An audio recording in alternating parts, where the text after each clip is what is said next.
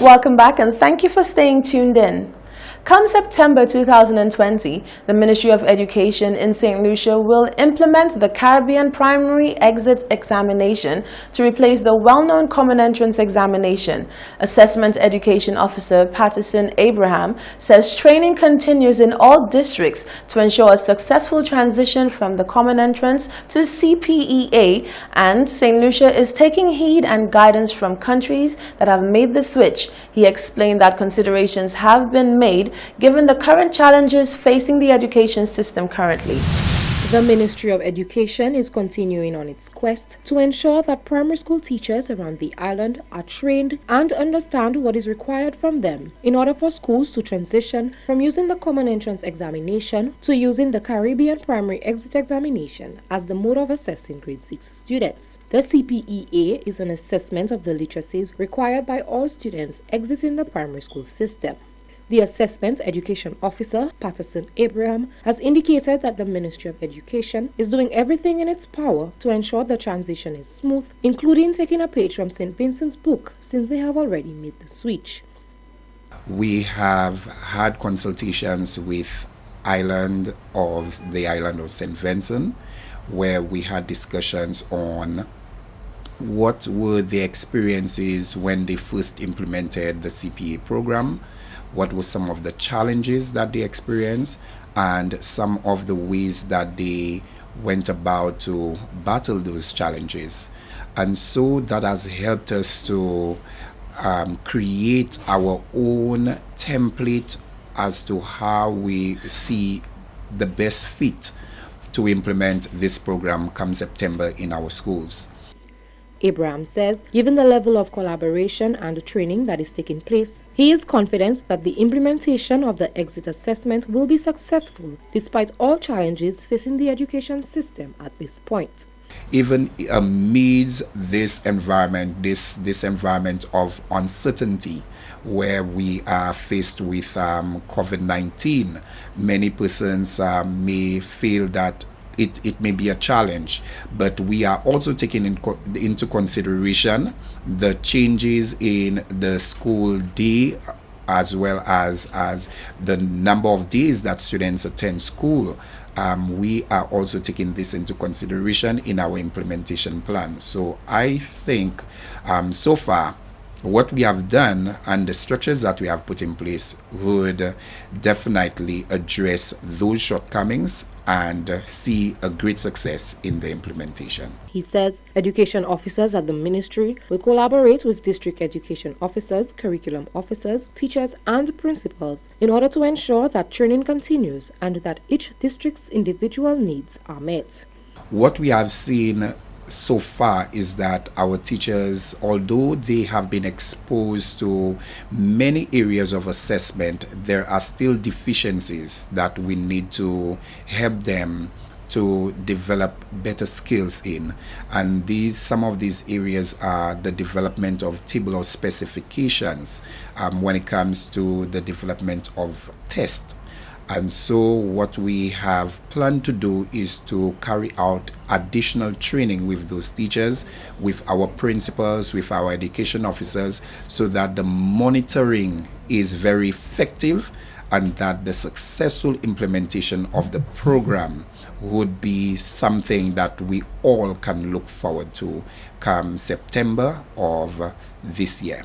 The CPEA will focus on the assessment of mathematical, language, civic, and scientific literacies rather than individual subjects. The internal component allows the teacher to assess a child through a number of modalities, including projects, book reviews, and tests. The external component of the CPEA is a test developed by the Caribbean Examinations Council, CXC. Reporting for Hot 7 News, I am Genevieve Gonzaga. On Friday, August 14th, the Ministry of Tourism, in collaboration with the Ministry of Environmental Health, facilitated a training session for security guards from various properties on how to handle guests, as well as proper COVID-19 protocol. Senior Tourism Officer Deepa Gidari says the training sessions have been ongoing for a month. However, the goal is to ensure all personnel in the tourism industry are well equipped to handle all situations, especially now that the industry is reopened. We have already covered the tourism transport providers, we've done the DMCs, the sites and attractions, some groups in the alternative accommodation, the dive sector. We have the security personnel at the hotels, and there are other sectors within the tourism industry that we will be targeting in the next couple of weeks.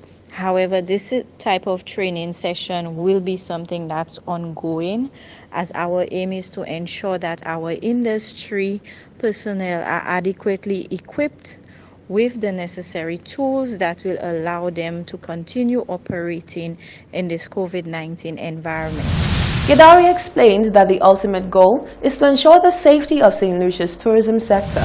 The aim at the end of the day is to ensure that our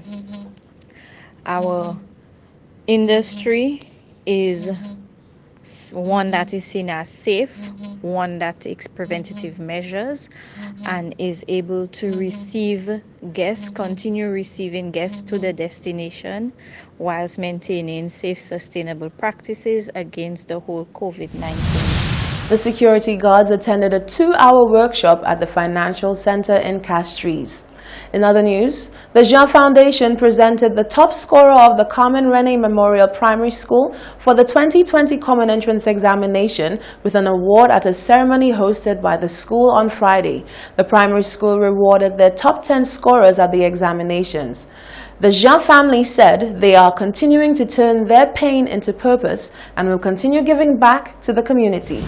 On Friday, the top 10 performers of the Carmen Rene Memorial Primary School were awarded in a small ceremony held by the school.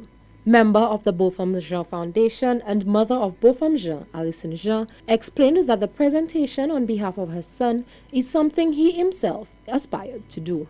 I am indeed pleased to be associated with an activity that recognizes the achievements of our students. When Madam Principal was reading out the ranks of the students' performance this year, I recalled when Beaufort sat the Common Entrance exam, he ranked 23rd on the island. So if there was such a ceremony, I believe he would have been among the students at that time. We decided to convert the pain that we feel by the loss of Beaufort into meaningful and positive things that we can do to, like Madam Principal said, to continue his legacy. In the short 26 years that Beaufort lived, he created so many, he searched for the less fortunate, the underserved, the underprivileged, the voiceless, and he really had that passion for helping people. Jean presented the top performer, Janique Polius, a laptop as a reward for being the Student of the Year from the Beaufort Foundation. Principal Sayana Nord George explained that due to COVID-19 restrictions, an actual graduation could not be held. However, the school thought it imperative to at least recognize the efforts and to celebrate the success of their top 10 students. I must commend our students for coming in and for giving of their best. Parents for being supportive and being part of the process. And this year, you wouldn't imagine that this is the year that the school actually did the best at this point in time. Much better than last year. For example, our mean performance last year was 69.60%, but this year, our students took it up to 73.45%. Top performer Janique Polius and second place student Megan Forrester expressed sheer delight at moving forward with their educational journeys. I am very elated. I'm excited to go to St. Joseph's Convent with my sister and to enjoy the experience at a new school. On behalf of my family, my teachers, and the Carmen Rene Memorial School, I would like to thank the Beaufort Jean Foundation for donating the laptop to me. I'm excited to moving on to St. Joseph's Convent. I think I will enjoy my time being there. All 10 students were provided with presents, words of encouragement and advice as they embarked on a new educational journey. Reporting for Hot 7 News, I am Genevieve Gonzalez. This is the Hot 7 TV Nightly News. When we come back, we'll have the sports highlights and the latest weather.